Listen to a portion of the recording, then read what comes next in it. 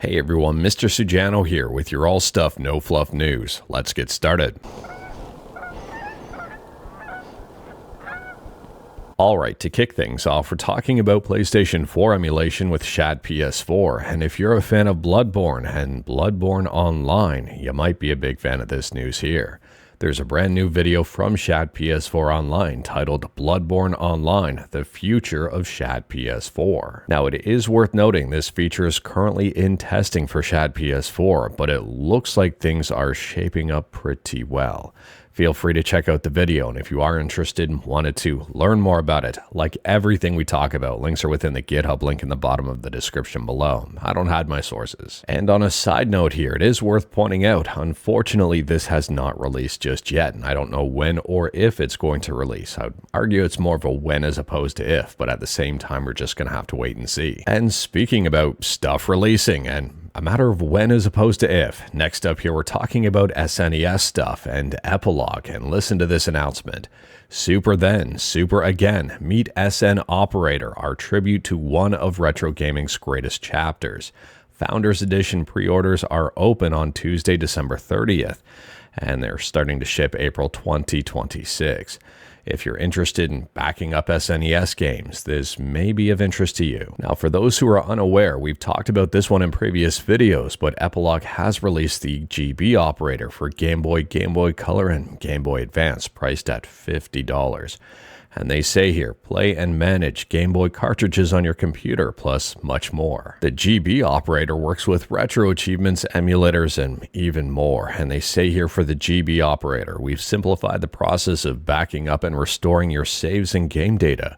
Whether you're editing in-game inventory, swapping out those old cartridge batteries, or creating a digital archive, we've got you covered. Now for the SN operator, at least for the Founders Edition, it's being priced at $60 overall, or $59.99 if you wanted to be specific. And from my understanding, it's going to function very similar to the GB operator, just with SNES stuff. So at a high level here, the SN operator, very similar to the GB operator, is a little bit more than just a standard cartridge dumper. It's meant to be plug and play and like a cartridge slot for your computer, provided you've got a USB port available. This also works with stuff like the Steam Deck, they're saying. And on top of that, they say this one is compatible with the SNES Super Scope and SNES mouse, and can also detect counterfeit cartridges, which may be pretty handy if you are in the market for picking up used games. If you are curious about seeing the GB operator in action, Wolfden has you covered with a video from like 4 years ago, but at the same time, I'm guessing here it's going to function very similar to the SN operator. As for what's next, it appears they may be working on something like N64 or maybe 3DS, 2DS, or DS stuff.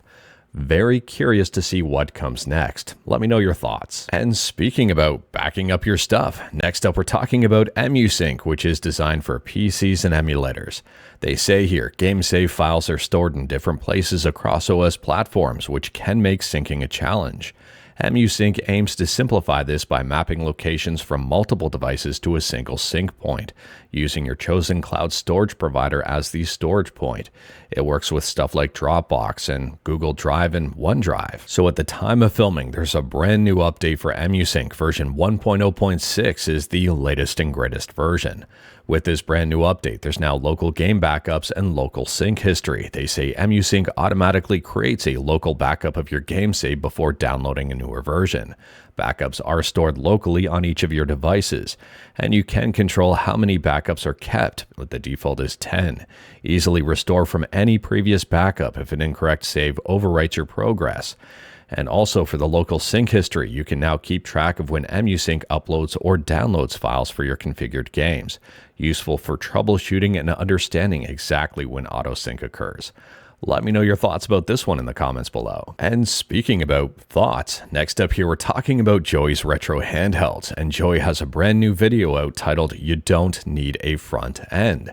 And this one is generating a little bit of conversation. Basically, Joey goes on to say you don't need to use a front end for emulation. You can if you want, but you don't need to, and I would completely agree with that take. Feel free to check out his video for even more information on the matter and in way more detail than I just went over. Realistically here, when it comes to me, I don't always use front ends. If I'm using something like a Raspberry Pi, then absolutely I'm going to use a front end just to make the whole experience a lot easier.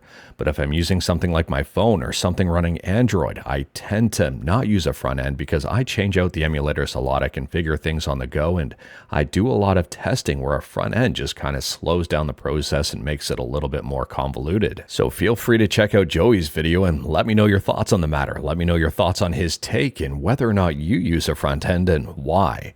Again, for me, I don't normally use a front end unless I'm not really changing or doing anything else with the system. If I've got a system solely dedicated to gaming and I'm not doing anything else with it, not changing things, not tinkering around, something like a Raspberry Pi, then I'll slap a front end on it. But for systems where I'm doing other things other than gaming, like my Android phone or my Steam Deck or something like that, I don't normally use a front end. I'll configure the emulators individually and use them individually and just go from there. Let me know your thoughts. And speaking about configuring things, next up we're talking about Rainbow Six Siege and also Ubisoft. Now we talked about this in a previous video and Rainbow Six Siege was hacked and also Ubisoft being hacked. Anyways, there's some more details here and things are getting a little bit more interesting. Rainbow Six Siege seems to be back up and running after about 24 hours, give or take, about being down. And it does seem that they completed the rollback, but there is a queue to try to get back online. And some people are really frustrated that it's taking a while to get back online and playing. And on a side note there, it's also worth noting that the marketplace will remain closed until further notice as investigations continue. So things seem to be pretty deep rooted, especially with the information about Ubisoft being hacked. So here is some of the information that I've seen about Ubisoft being hacked. And unfortunately, I don't have the full scope of everything just yet.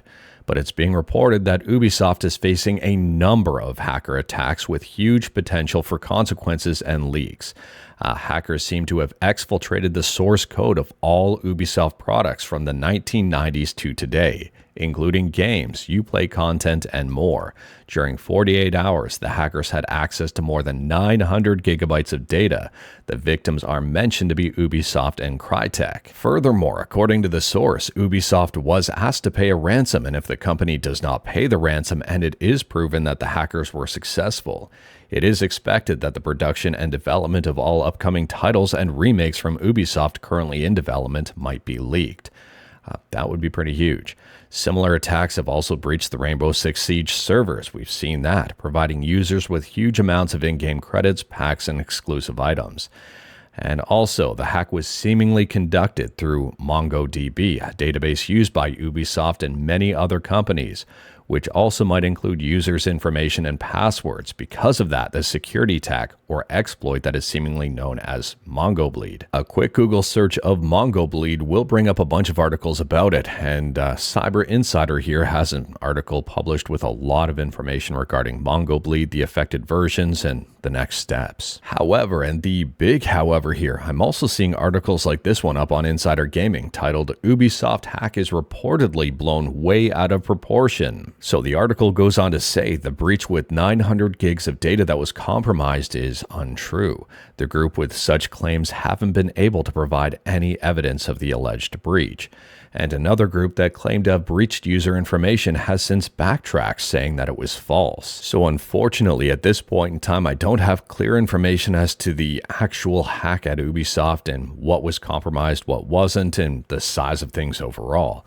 We do know that Rainbow Six Siege servers had been hacked, but is that just the extent of it, or is there more? We're going to have to wait and see. And speaking about arguably bad news for gaming companies, next up here we're talking about Nintendo and Metroid Prime 4. And listen to this headline up on the Gamer. I'm arguing it's going to be worded a little bit catchy to try to grab people in. But it says here, Metroid Prime 4 sales are so bad in Japan that it's being outsold by Welcome Tour. Now, we talked about this a little bit yesterday, just not the Metroid stuff. We talked about how Mario Kart World had sold in significant numbers and completely dominated the chart, over like 1 million more copies than Pokemon Legends ZA in Japan. Anyways, taking a look here, I don't even see Metroid on this list of the top 20. However, and the big however here is taking a look at the release dates. I mean, Metroid Prime 4 recently came out, and, well, Nintendo Switch 2 Welcome Tour was released with the system for $10. It should have been free in my opinion. Anyways here, taking a look as well, I mean, Hollow Knight Silksong was beaten by the Welcome Tour. So for those unaware, Metroid Prime 4 did release at the beginning of December. It hasn't even been out for a full month yet. However, and the big however here, Kirby Air Riders released at the end of November, November 20th, so it's got a couple of weeks on Metroid Prime 4. And Kirby Air Riders is third place in the list. So that is a little telling. Unfortunately, at this point in time, I don't have the worldwide sales figures, so I don't know how things are doing on a global scale. I mean, this is just in Japan, and Metroid doesn't necessarily normally do great in Japan overall. I'd be very curious to see those worldwide sales numbers. Let me know your thoughts about this one. Next up, we're still talking about Nintendo, kinda just indirectly here, maybe going back a few generations from the Switch 2 to the DS. We're talking about Nintendo DS emulation with MelonDS, and Sapphire Lair continues to experiment with MelonDS and maybe adding in Vulkan support, or will be adding in Vulkan support. There's a brand new post on their Patreon page that is worth checking out. They say right now it's only a POC, where POC stands for Subscribe to Mr. Sujano, or Proof of Concept, depending on how you wanted to interpret that. But it shows the advantages of using Vulkan over OpenGL, or instead of OpenGL. The first image is Pokemon HD with OpenGL and its current artifacts. The second one is the POC I made in MelonDS Android that supports Vulkan. It doesn't have the artifacts, and yeah, you can see the big difference between the two. Let me know your thoughts about this one, but I would say this may be exciting for MelonDS. And speaking about things that are exciting, next up here, we're kind of talking about the exact opposite. Depending on how you look at it, maybe that's a hot take, maybe it's not, but we'll get to that in just a second. Anyways, there's a really, I would say not interesting headline, kind of an obvious headline up on Insider Gaming. I mean, we've talked about this, yet the information and news keeps on cycling and circling around, kind of like it's in an echo chamber. But anyways, it's being reported again that RAM price increases could see next generation console releases delayed. And again, we've talked about this, and this really isn't new news. However, this take, someone had it in a previous video, and I kind of agree with it. So for those wondering, yes, I do read comments on this channel. I try to read them all. I mean, I ask for a lot of people's thoughts and opinions on a bunch of different subjects, and I am very interested to read your thoughts. I can't reply to all of them due to time constraints, but I do my best to try to get to as many as I can. Anyways here, Obi-Ken Kenobi 30 responded in a couple of videos back and has a very interesting take. Let me know your thoughts on this one. So here's what they say. My thoughts on the console delays is this. I'm sort of happy about it. In my mind, we all needed the break. I think hardware has been coming out too fast, and now that it's not, it may force game devs into thinking harder on how to be better on current hardware rather than releasing buggy crap all the time in the hopes that people's upgraded hardware will run it. I remember when they used to try to squeeze every bit of performance out of a system before they moved on to the next. We ended up with some seriously good stuff by the people that were able to make optimized games. Let me know your thoughts about that take. I mean, realistically here, as much as we like the next new shiny object, a lot of people don't like paying for the next new shiny object, especially as prices increase like crazy, unless people don't mind being parted with their money. Anyways here, I think this could be a really good opportunity for developers to, do that very thing, optimize their games and release some stuff as best as they can. Will that happen? I don't know. If corporations see that there's a financial benefit of doing it, maybe. But at the same time here, I mean, I'm hoping that it could improve games that are being released. Let me know your thoughts on that one. And speaking about making the best out of hardware and optimizing things, next up we're talking about some arguably very exciting news about the Mr. FPGA and the Sega channel. So Billy Time Games tweets out, huge thanks for 2,000 followers. I=Shane has finished and allowed me to release the Sega channel revival core for Mr. A 128 SD-RAM module is required. Now you too can enjoy Sega Channel as it was presented back in 1996. If you are curious about this one and wanted to learn more about it, Billy Time also has a video on their YouTube channel showcasing this thing in action. And I would say this is both exciting and impressive. And speaking about old stuff being made available again, next up we're talking about Halo and a very interesting leak. It's being reported that a massive Halo leak has just happened. The original Halo 2 E3 2003 build on the OG Xbox and various 2003 era stuff have leaked. The reports go on to say here it includes the May 3rd pre-E3 tools and assets, Blam.exe, P-Stencil Shadows, and May 11th playable prototype.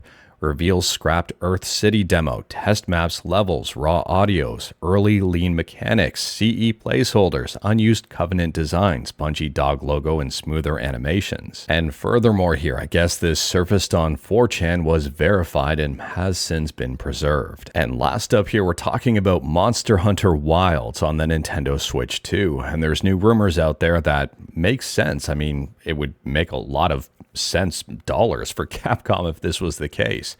But it is rumored that Monster Hunter Wilds will be headed to the Switch 2 relatively soon. Now, unfortunately, relatively soon, I don't know what that means in terms of, is it going to release relatively soon or is it going to be announced relatively soon? I could see it being announced relatively soon to get people excited about it and then released at some point in the future. Again, this is currently a rumor, but sometimes where there's smoke, there's fire, and this would make a lot of money for Capcom, I think. It would be crazy for them not to consider a release for the Switch 2, in my opinion. But taking a look at this, I'm very curious to see if they can get it running well on the Switch 2. Performance on PC has been a huge issue, a huge point of contention, and I'm wondering what steps they'd take to make it run well on the Switch 2. And that might be a huge barrier, but let me know your thoughts on that one. Would Monster Hunter Wilds on the Switch 2 be something to sway you to pick up a Switch 2, or do you think it would not? But anyways, that is all I've got for you in this one. Straight to the point, all stuff and no fluff. Well, you saw the legendary one fluff yesterday. We talked about a bunch today. Feel free to discuss anything we talked about in the comments below. If you liked this video, leave a like. If you didn't like this video, leave a like. Hit that subscribe button, check out my other videos. Don't tempt fate, save your state.